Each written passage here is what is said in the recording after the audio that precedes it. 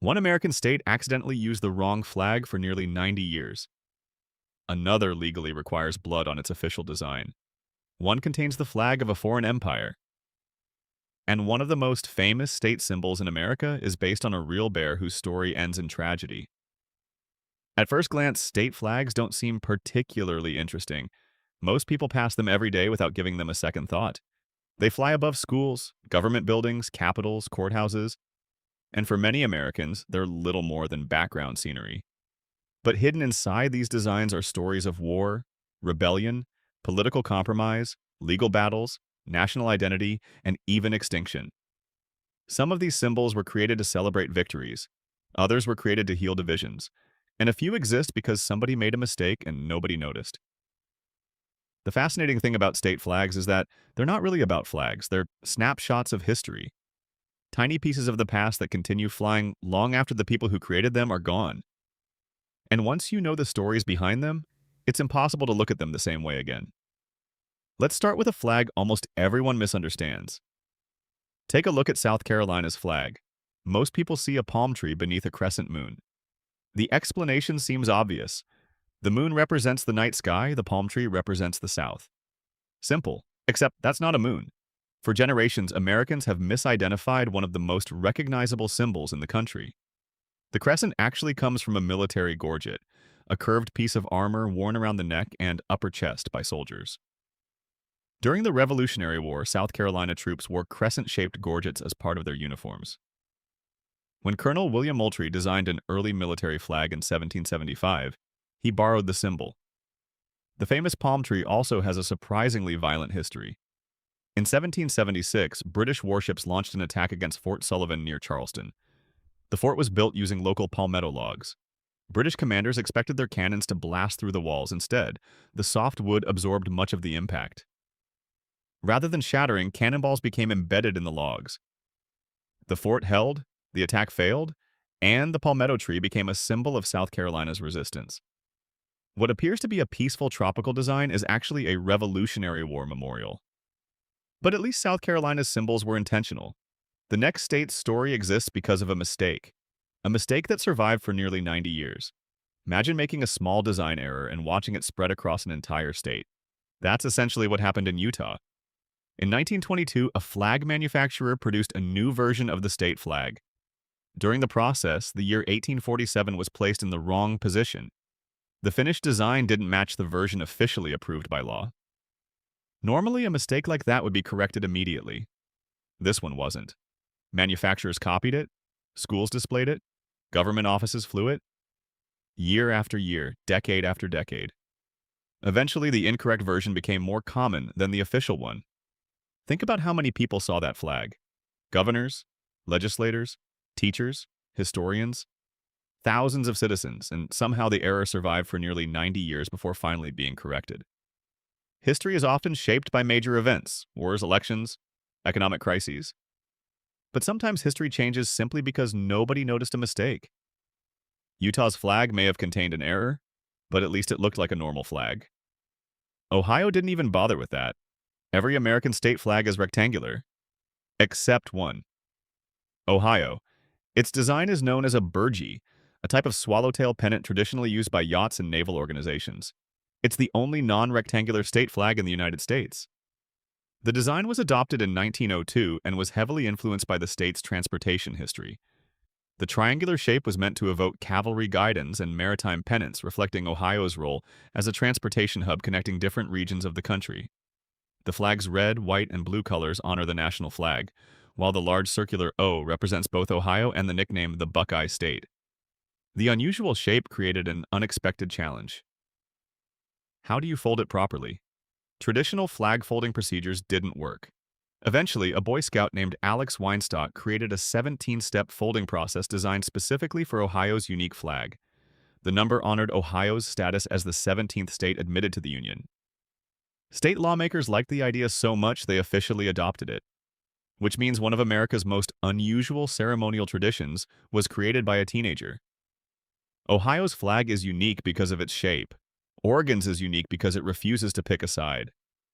Literally, most flags look the same on both sides. Oregon's doesn't.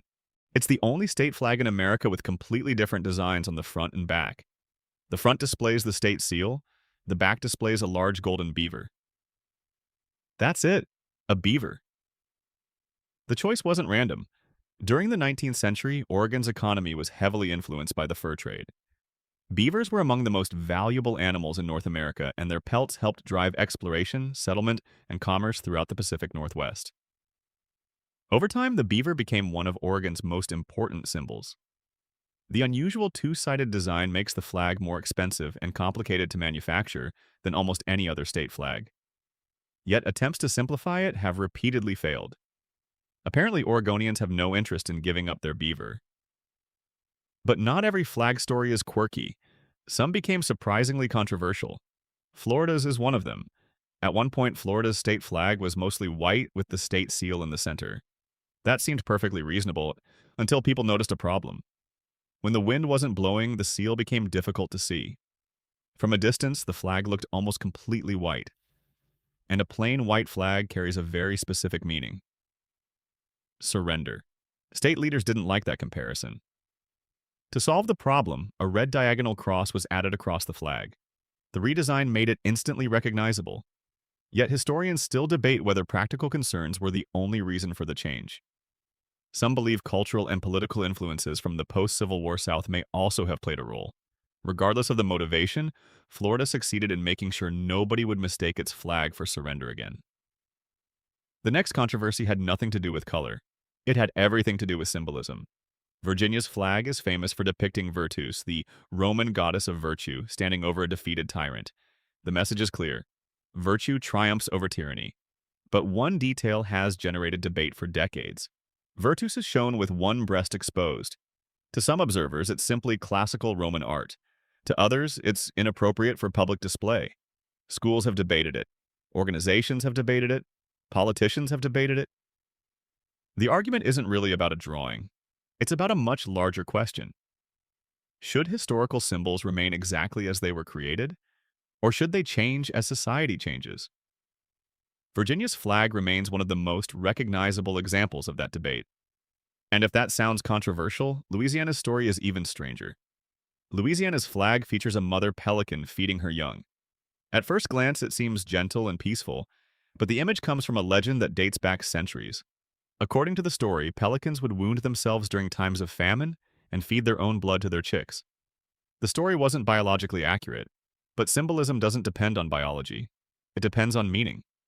The image became a powerful representation of sacrifice, selflessness, and parental devotion. Louisiana embraced the symbol so strongly that visible drops of blood eventually became an official requirement of the flag's design. For years, some versions accidentally omitted the blood.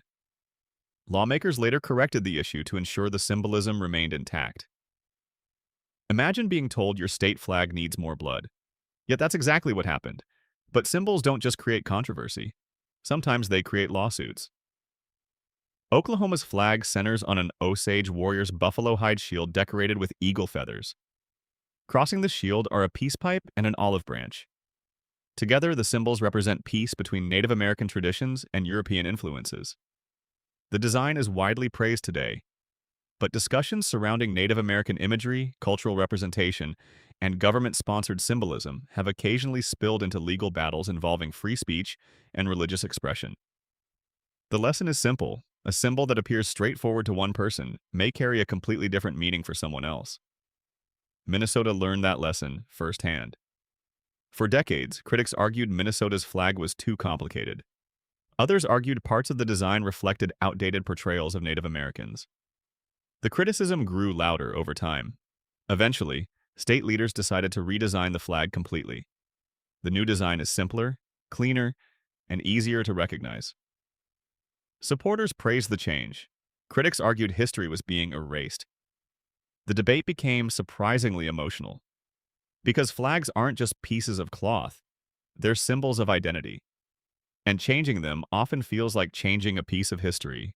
Speaking of history, few flags contain as much of it as Maryland's. Maryland's flag is often considered one of the most distinctive state flags in America. Its bold black, gold, red, and white patterns look unlike anything else in the country. The colors originate from the heraldic banners of two families connected to Maryland's colonial founding. But during the Civil War, those colors took on entirely new meanings. Maryland was deeply divided. Some citizens supported the Union, others sympathized with the Confederacy. Communities split, families split. The state found itself caught between competing loyalties. After the war ended, Maryland faced a difficult challenge. How do you reunite people after years of division? One answer appeared on the state flag. The different heraldic designs were combined into a single symbol representing reconciliation. Today, many people admire Maryland's flag simply because it looks unique. Few realize it also tells a story about healing after conflict. But Maryland isn't the only state preserving forgotten history. Hawaii's flag preserves an entire kingdom. Look closely at Hawaii's flag and you'll notice something unusual. The British Union Jack appears in the corner, which raises an obvious question. Why would an American state include the flag of Britain? The answer begins long before Hawaii became a U.S. state. In the early 19th century, Hawaii was an independent kingdom navigating a complicated political landscape. Britain wanted influence. America wanted influence. France wanted influence. For a small island nation, choosing the wrong side could have serious consequences. King Kamehameha I pursued a strategy of balance. Rather than fully aligning with a single power, Hawaii maintained relationships with several. The flag reflected that reality. It incorporated British symbolism while also using stripes associated with American traditions. Even after Hawaii became part of the United States, the design survived. Today, it's one of the few state flags that reminds viewers the state was once an independent nation. And then there's Massachusetts, a flag that continues to spark debate more than a century after its adoption. The design features a Native American figure beneath an arm holding a sword. Supporters view it as a historical symbol tied to the state's colonial origins.